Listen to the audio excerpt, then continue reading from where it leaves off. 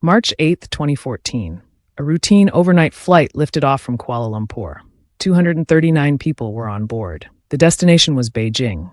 For the first 40 minutes, everything looked normal. The aircraft climbed smoothly into the night sky.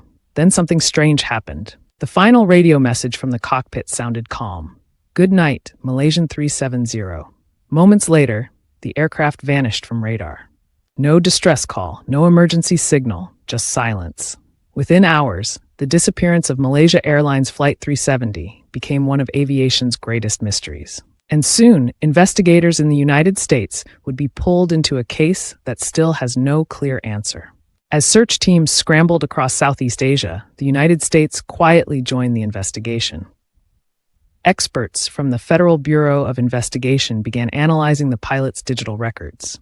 Meanwhile, specialists connected to Boeing, the aircraft's manufacturer, reviewed every technical possibility, because something about this disappearance didn't make sense.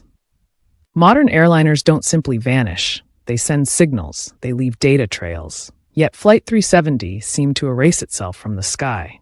If you enjoy deep research and real historical investigations like this, please subscribe to our YouTube channel, because very few channels bring this level of research and storytelling to unexplained events. But the deeper investigators looked, the stranger the case became.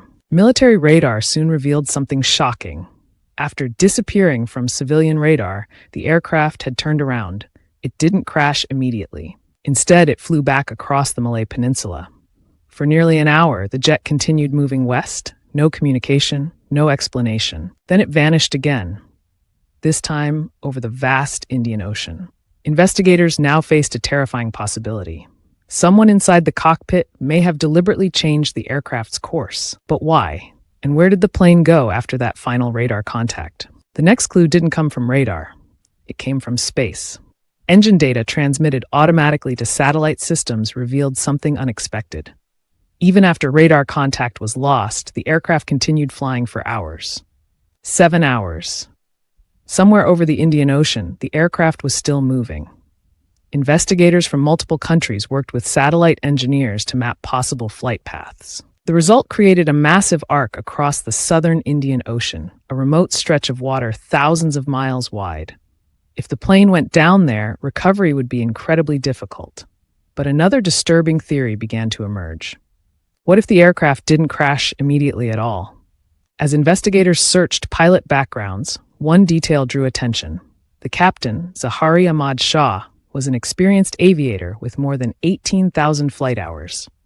At first, nothing seemed unusual, but forensic analysis of his home flight simulator raised questions. Some deleted simulation data appeared to include routes into the southern Indian Ocean. Investigators could not prove anything conclusive. But the possibility of a deliberate flight path could no longer be ignored. If the aircraft was intentionally redirected, then the disappearance might not be an accident. It might have been planned.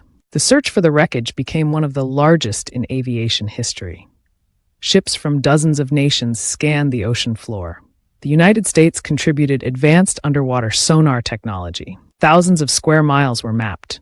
Yet month after month, nothing appeared. No fuselage, no black boxes, no clear crash site. For a modern Boeing airliner carrying 239 people, the absence of evidence was astonishing.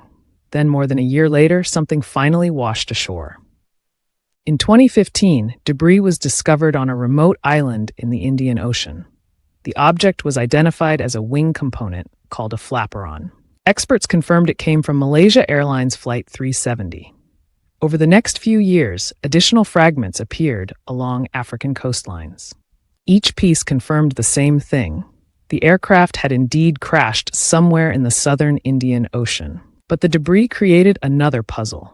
Ocean drift patterns suggested the crash location might be far from the areas originally searched, meaning the plane's final moments were still unknown.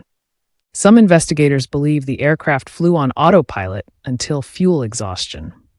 When the engines finally stopped, the plane would have descended uncontrollably into the ocean. Others suspect a controlled ditching attempt, a deliberate landing on water. If that happened, parts of the wreckage might remain relatively intact on the seabed.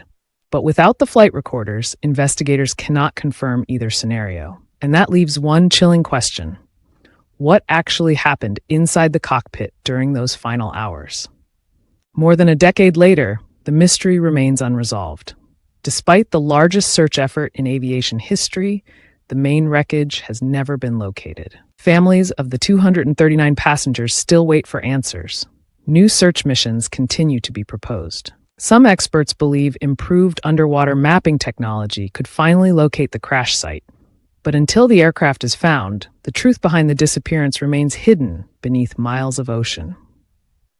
A modern jetliner vanished, and the world still doesn't fully know why. The disappearance of Malaysia Airlines Flight 370 changed aviation forever. It forced airlines to rethink aircraft tracking systems. It pushed investigators to develop new satellite analysis techniques. And it revealed just how fragile modern technology can be when something goes wrong. Yet the central mystery remains unsolved.